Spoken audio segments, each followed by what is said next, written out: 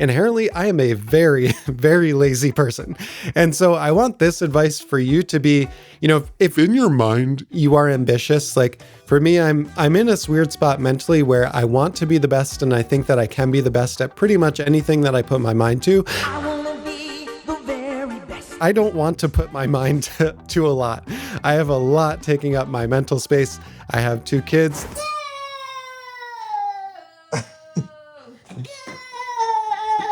And genuinely, when my kids get older and they start playing soccer, this is what I will probably tell them if they hit a plateau and aren't able to go further. So if I'm talking to you right now, if the thought of being ambitious and being a better player is nice, but you don't necessarily want to put in all of the effort that it might take to, be Ronaldo and go to practice 5 times a day, this is for you, because I am a UEFA licensed coach. I have lived, breathed soccer for my entire life, pretty much. I have coached ages from 4 all the way up to 19. And I really think that there are kind of these tangible things that you can do, that you can build into habits without being physically demanding on your time or your body, that will take you above that plateau and to that next level. So if in your mind you are ambitious and want to be better, but you don't want to put in the time and energy that it took Ronaldo to be one of the best in the world, this video is for you. So here are 5 things that you can do right now to become a much, much better soccer player. Okay, the first one is genuinely something that everybody should be doing already, and I know that 99% of you are not. And that is pre-scanning the field and checking your shoulder at least every 5 steps. I want you to be the absolute most fucking paranoid person on the pitch at any given point. You need to be looking over your shoulder every few steps. And this counts if you are a center back, if you are a fullback, if you are a winger. This especially counts. And this, like, genuinely, if you are a central midfielder or play down the spine of the pitch, doing this constantly will make you, I guarantee it, will make you a much, much better soccer player. It is also something that I think coaches will notice and you will get a benefit from in terms of tryouts or trying to reach that next level. And on the pitch, I really want you to tell me down below in the comments after you've been able to instill some of these habits. When you do this, it does not matter if your foot is made out of a stone brick or if you have the touch of Berbatov.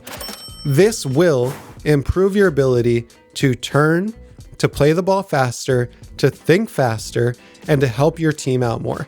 And that alone, I think, is something that not a lot of people think about. Doing something like this that is small but tangible for yourself will have benefits on the way and the speed that you can play the ball, that you can remember and anticipate what the other 21 players are doing on the pitch at any given time. And we'll get to in a future point how you should actually be using this information to benefit your teammates as well. But right now, if you're sticking to yourself, thinking about how you can improve your game, especially if you play in the center of the pitch, you need to be checking your shoulder every few steps, every few seconds, every stoppage of the game. You need to be building a mental map of what the field looks like. The why behind this, I just want to strip this back for a second because I don't want to just tell you, hey, do this and you're going to get better. Think about how much more comfortable it makes you when receiving the pass with your back to net. So if I'm a central midfielder and I'm receiving a pass from the center back, I don't know if I haven't looked or if my teammates are not telling me. I don't know if someone is running full speed to take the ball off me, pickpocket it, and run towards my goal against a backtracking defense.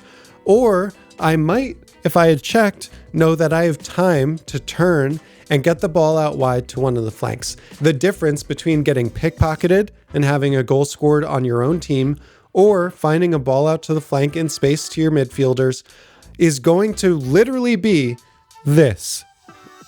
This is all it takes for you to increase your ability on the pitch 100%. Number 2 kind of goes against the ethos of not spending any more energy or doing anything else. Just every day that you are not practicing, please move your damn body. Do not be sitting in a computer chair like me when I was 12 playing World of Warcraft and Diablo 2 every single day until I got to the pitch. Oh, Jesus, he summoned scorpions! Please, even if you're doing that, put a fucking ball between your feet and be passing to yourself. When I say move your body, get touches on the ball, do anything that you can, even in the house, because you need to get touches as much as you can, even if it is on the couch. The next step that we're going to be talking about is something that you can do on the couch. What I would recommend is that when you are doing step number 3, which we will talk about in a second, do step number 2, which is move your body and get touches on the ball.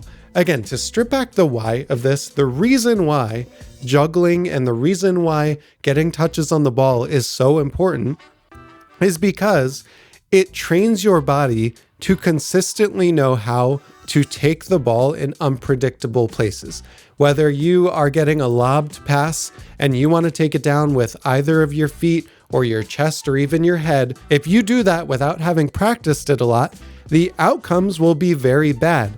Whereas literally, if you spend 10 minutes a day just practicing, just juggling, just moving the ball between your feet, you will have an innately much better chance of taking that ball out of the air or even on your next dribble. These things happen very naturally, and you might not feel the full benefit of something like this right away, but I can tell you again from experience, the people that just give themselves the time and the space to build in the comfort to know how to touch the ball, that is such a key, especially for like the middle and high school level.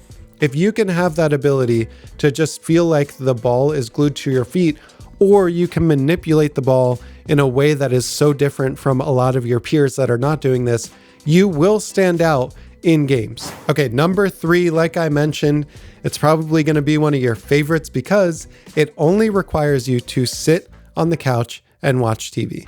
And what this looks like is watching game film, especially if your games are filmed. You need to be breaking down your film. You need to be studying how you're playing, how you're positioning.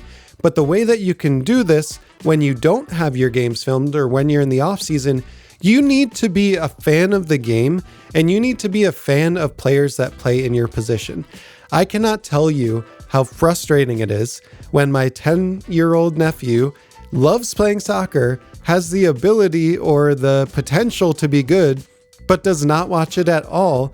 And I would even say playing FIFA or EAFC makes you a better player because it allows you to understand space and you're essentially training your brain how you want to play, what is even possible for you to do in some of those situations. And so please, this is the easiest one, but you cannot do this without intention. You cannot watch games and just zone out and be on your phone and be on social media. You have to be watching games and actually trying to learn and trying to study. Again, this can be something from positioning, watching teams that try and play your team's similar play style and what you should be doing in different encounters and scenarios, or it can be watching a player that you really like and want to emulate and trying to find out ways that are at your level, things that you can do today, and maybe a step of what you can do in the next. This is going to seem so silly, but one of the players that I really liked watching when I was in my 20s to improve in the central defensive midfielder position was Dax McCarty. I liked Dax McCarty a lot because he reminded me of how I wanted to play. I am not the biggest person. I am not the most technically gifted, but I can have that dog in me and I can try to anticipate where the ball is going to be on a player's foot. And if someone missed my number 1 point and they're not checking their shoulders, I am the one that is pickpocketing the ball and getting my team a counterattack. If I was that player today, I would absolutely be watching Tyler Adams right now on how to do that. I'm not saying they need to be American. I'm not saying they need to be a current player. You need to be watching soccer with intent to get better, and you need to be watching players that you feel like you could emulate in a way that is natural to you. That will make you a better player. Again, you might not feel it immediately or in the next game, but all this is doing is building a mental map of the pitch and giving you a sense of confidence that you don't need to be thinking about what your next move is. If you've done your juggling, if you've done your ball skills, if you've watched enough game film and game tape, and you've watched enough players that you feel like you could emulate, all of these things will start to come naturally to you, where you can start to think and play at a much, much higher speed than everyone else around you. And that will show over time. All right, number 4 is also very easy, but I can tell all of you fuckers are not going to be doing this right away. It is probably one of the hardest to start, but the habit is such an improvement for your life in general, but definitely if you are trying to be an athlete. And that is get 8 hours of sleep a day and don't eat like shit. It's that easy. Do I even have to expand on this? Get enough sleep, eat well, and you will feel a benefit from it. You will have more stamina. You will have more energy. You'll have more energy to practice. You will have more energy to play games. You will have the attention to watch games. You will be able to wake up naturally at 7:30 in the morning to watch the Premier League games on the weekends. All of this is going to culminate in you being a much, much better player, more complete with more energy to do the things that you need to do to be successful on the pitch. Number 5 is probably the most important one to your team's mentality, and likely the one thing that you can do genuinely without becoming any better of a soccer player. Go do this at practice right now, literally 5 minutes after watching this. Go try this, and that is to be positive and have specific communication, okay? The positivity comes in a few forms. The first is if you take a bad touch or if you have a bad shot and you sky it and everyone's laughing at you, I don't give a fuck. That was the last shot. You have a next shot that you need to be positive is going into the back of the net, into the top bins. If you don't have belief in the next dribble, in the next pass, in the next shot, in the next one-on-one defense that you have, don't be on the pitch. If you are someone that gets caught in these negativity loops, especially when you yourself are struggling in the game, just remember, all that matters is the next thing that you do, not what happened in the rest of the game, because you cannot control what you've already done. You can control how you feel and how you think and how you believe you will take your next step. Please try to be positive. And this is my least favorite thing about coaching high schoolers right now, is they are so negative towards themselves and to each other that it is very difficult, even if they embrace my personality as a coach. The positivity seems to be ironic. I don't want you to fake positivity, but I do want you to believe that the next step, the next pass, the next shot, the next defense, the next save that you are going to make is going to be successful to your best ability, or else it will never happen. The way this transfers over to your team is you need to have positive, specific communication. Do you remember on step 1, when I'm telling you to check your shoulder every 5 seconds? That is because you cannot depend on your teammates all the time to give you accurate information when you're receiving the ball. If your teammate is receiving their ball and their back is to the defending player, you need to not only tell them man on, but you need to say man on left, man on right, or pass back, or turn. Whatever that looks like to you guys as a team, you need to be doing that at every single pass, whether it's you, whether it's your teammates. This cannot also just be for yourself. This positivity needs to radiate and go through osmosis to the rest of the team. It only takes 2 or 3 players to be steadfastly positive to change the chemistry and the dynamic of any team. Let me just give you a little background for this, because right now, one of my favorite games to play is League of Legends. I am a brand new player. I've been playing it for 6 months. I pretty much have no idea what any abilities do, but I love playing the game. It is a team game, 5-on-5. And in this game, my teammates and the other team have the ability to talk to me or communicate with me. When I am getting flamed, which is often about how bad I am or how shitty of a teammate I am or how I should go kill myself and my parents should die of cancer, that all makes me tilt, which basically means that I play worse, I have a worse mentality.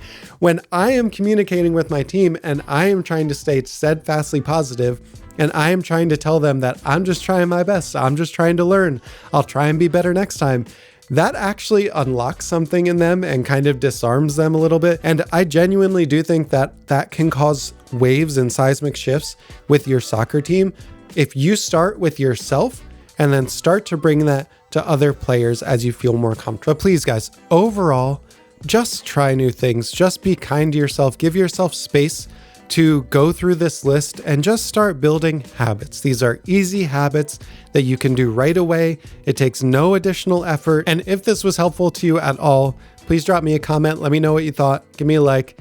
And please just drink more water, eat good food, read a book, get more sleep. Love you guys. Bye.